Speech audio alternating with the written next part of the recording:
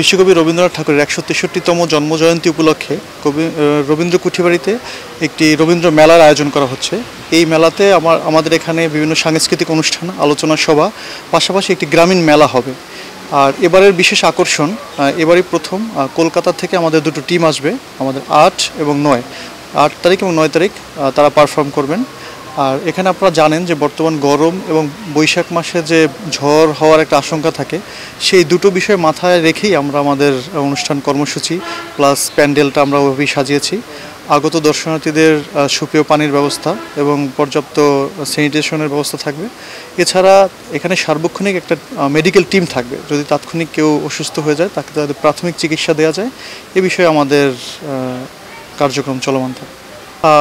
আপনারা দেখতে পেরেছেন যে রবীন্দ্র কুঠিবাড়ির যে সাজসজ্জার কাজ সম্পূর্ণ হয়েছে।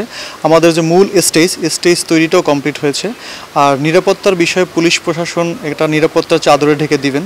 এখানে ৩ স্তরের নিরাপত্তা থাকবে। আপনার পোশাকি পুলিশের পাশাপাশি সাদা পোশাকেও পুলিশ এখানে নিরাপত্তার ব্যবস্থা করবেন। আমি আশা করি আগত দর্শনার্থীরা নির্বিঘ্নে আমাদের এই অনুষ্ঠান উপভোগ করতে। আপনারা জানেন যে রবীন্দ্র জন্মজয়ন্তী এটা একটা প্রাণের মেলা। আমরা আশা করি এই মেলায় প্রথম দিনে কম হলেও ৪ থেকে ৫ হাজার দর্শনার্থী এখানে আসবেন শুধু অনুষ্ঠানে। আর গ্রামীণ যে মেলা আপনারা জানেন, সেই গ্রামীণ মেলার অংশে হাজার হাজার দর্শনার্থী এখানে আসেন, কারণ এটা তাদের একটা প্রাণের উৎসব। মানব ধর্ম যেটা মনুষ্যত্বের বিকাশ, এই মনুষ্যত্বের বিকাশ হলেই একজন প্রকৃত মানুষ হয়ে উঠতে পারে। এই শিক্ষাটাও রবীন্দ্রনাথ আমাদের দিতে চেয়েছিলেন। রবীন্দ্রনাথ প্রতিভায়, রবীন্দ্রনাথ তার কর্মের ভেতর দিয়ে, রবীন্দ্রনাথ তার সাংগঠনিক দক্ষতার ভেতর দিয়ে এক অনন্য রবীন্দ্রনাথে পরিণত হয়েছিলেন। শিলাইদহের কৃষকদের যে দেখেন ছোট ছোট আল, ছোট ছোট খণ্ড খণ্ড জমির আয়তন কমে যায়, এখানে সমবায়ের ভিত্তিতে জমি চাষের একটা চেষ্টা করেছিলেন। রবীন্দ্রনাথ এখানে নতুন নতুন ফসল চাষে শুরু করেছিলেন। আলু চাষ রবীন্দ্রনাথ শিলাইদহে করেছিলেন এবং এই জন্য করেছিলেন যে চাষিরা যাতে উদ্বুদ্ধ হয়। তো এইভাবে রবীন্দ্রনাথ, যেমন কৃষি ব্যাংকের উদ্দেশ্যটা কী ছিল, মহাজনদের কাছ থেকে খপ্পরে পড়ে ঋণ নিয়ে তাদের সর্বস্ব হারাতো কৃষকেরা, কিন্তু খুব সস্তা অল্প সুদে রবীন্দ্রনাথ কৃষি ব্যাংক থেকে লোন দিতেন। এবং মজার ব্যাপার যে রবীন্দ্রনাথ ব্যবসায়ী মানে ব্যাংক নিয়ে ব্যবসা করতে বসেননি। রবীন্দ্রনাথ যত টাকা প্রতিসরে কৃষি ব্যাংকে নিয়োগ করেছিলেন, সব টাকা তিনি খুইয়েছিলেন। কৃষকরা, দরিদ্র কৃষকরা ঋণ নিয়ে সে টাকা ফেরত দিতে পারেননি। সুতরাং এই সব দিক থেকে আমরা যদি বিবেচনা করি, রবীন্দ্রনাথ আসলে মানুষকেই ভেবেছেন। আমরা চণ্ডালিকার কথা বলি, যে চণ্ডালিকার মানে অশ্রুত যারা নিম্নবর্গের মানুষ, তাদের নিয়ে রবীন্দ্রনাথ লিখছেন। এভাবে আমাদের ভাগ্য যে রবীন্দ্রনাথ ঠাকুর এখানে বসে অনেকগুলা কবিতা রচনা করেছেন, অনেকগুলো অমর সৃষ্টি আমাদেরকে উপহার দিয়েছেন। আমরা কুষ্টিয়াবাসী এটা আমরা উপভোগ করি। এটা আমাদের গর্বের জায়গা, এটা আমাদের ভালোবাসার জায়গা, এটা আমাদের আঁকড়ে ধরে রাখার মতো জায়গা। এবং আমরা সারা বাংলাদেশ, ইন্ডিয়া এবং সারা বিশ্বেই আমরা এটা নিয়ে গর্ব করি যে আমরা কুষ্টিয়ার মানুষ। আমরা রবীন্দ্রনাথের খুব কাছাকাছি এসেছিলাম। রবীন্দ্রনাথের পদ্মধূলি এখানে পড়েছিল, আমরা সেই জায়গা থেকে উঠে এসেছি। রবীন্দ্রনাথ ঠাকুর এবং বাংলা সাহিত্য একে অপরের পরিপূরক এবং রবীন্দ্রনাথকে খুঁজতেই আসলে এখানে আসা, বাংলা সাহিত্যের স্বাদ নেওয়ার জন্য। এটা আসলে আমাদের নারীর টান। এখানে আসলেই ভালো লাগে, নিজেকে কবি কবি ফিল হয়। বাংলা সাহিত্যের ভিতরে ঢুকতে ইচ্ছা হলেই এখানে আসা হয়। এবং একটা চমৎকার জায়গা, ক্যাম্পাসটাও সুন্দর, মনোরম পরিবেশ, বুক ভরে নিঃশ্বাস নেওয়ার একটা সুযোগ থাকে। দেখেন, গীতাঞ্জলি শুধু বাংলাদেশেই না, উপমহাদেশ এবং ইংরেজিতেও এটা অনুবাদ করা হয়েছে এবং এটা সারা বিশ্বেই সমাদৃত এবং কালজয়ী সং। এই গীতাঞ্জলি প্রতি মানুষের দুর্বলতা রয়েছে, থাকবে, এবং যারা বাংলা সাহিত্য ভালোবাসে, যারা সাহিত্য পিপাসু, তাদের কাছে এটা একটা অমর সৃষ্টি। এবং আমার মনে হয় যে প্রত্যেকেরই এখান থেকে স্বাদ নেওয়ার সুযোগ আছে এবং এটা আমরা বাঙালি যারা, আমরা এটা নিয়ে থাকি এবং বিশ্বের বিভিন্ন দেশেই এটা ইংরেজি অনুবাদ আছে, তারা এটা বহুল পঠিত একটা বিষয়। রবীন্দ্রনাথের গান গাইতেই ভালো লাগে।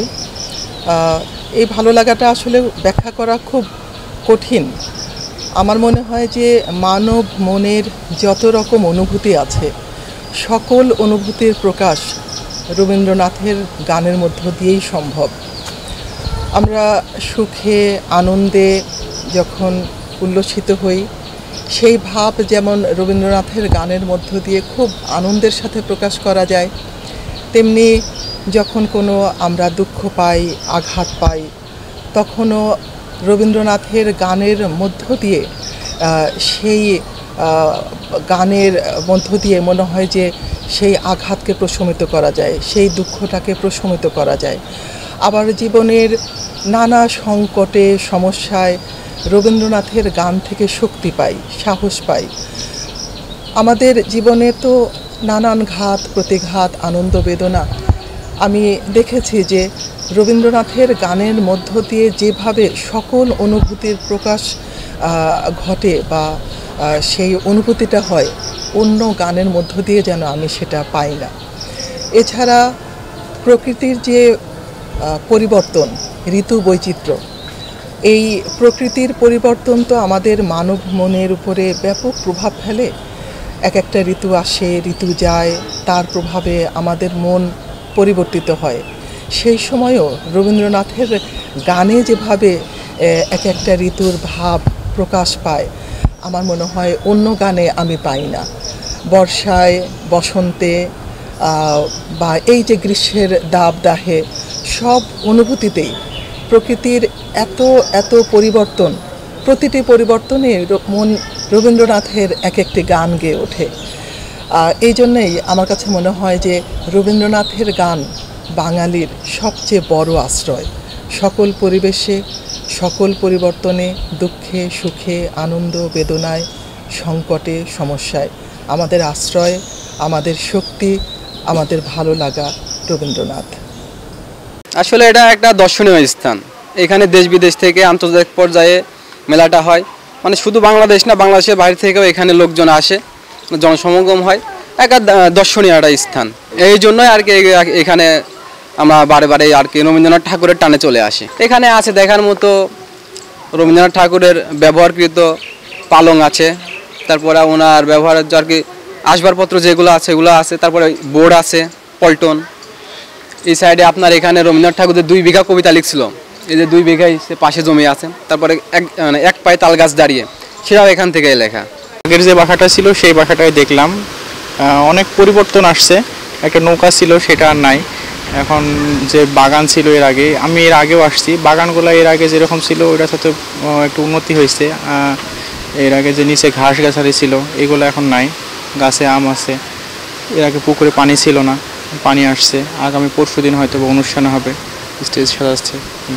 লাস্ট আসছিলাম হয়তো বা 4 থেকে 5 বছর আগে।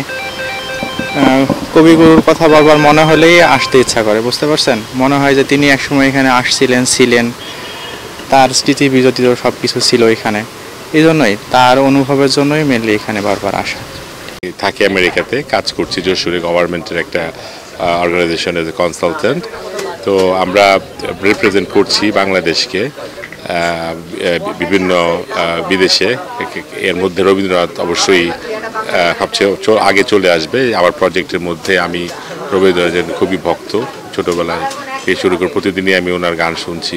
He is one of my passion and love and আমার ভালোবাসা। তো আজকে দেখে এই যে টাচ, একটা যে মনের যে একটা টাচ, যে আমি তো গান শুনছি এবং তাদের প্রতিভা, যেটা আমার কাছে মনে হয় যে মানুষ কোন লেভেলে যেতে পারে নিজেকে চেষ্টা করলে, একজন মানুষের প্রতিভা কোথায় নিয়ে যেতে পারে। সে শুধু যে গান লিখেছে তা না, কবি শুধু কবি না, একজন চিত্রকর, একজন রচয়িতা, মানে তার যে কোন দিকে নাই, মানে একটা মানুষ কিভাবে অতটুকু গুণ, জ্ঞান, অনেক ধরনের ভাষা, তারপরে তার যে লাইফস্টাইল, অবশ্যই অনেক ডিফারেন্ট ছিলেন উনি আমাদের। তো কিন্তু এই যে জিনিসটা অ্যাচিভ করা সম্ভব, এই জিনিসটা আমাকে এনকারেজ করছে।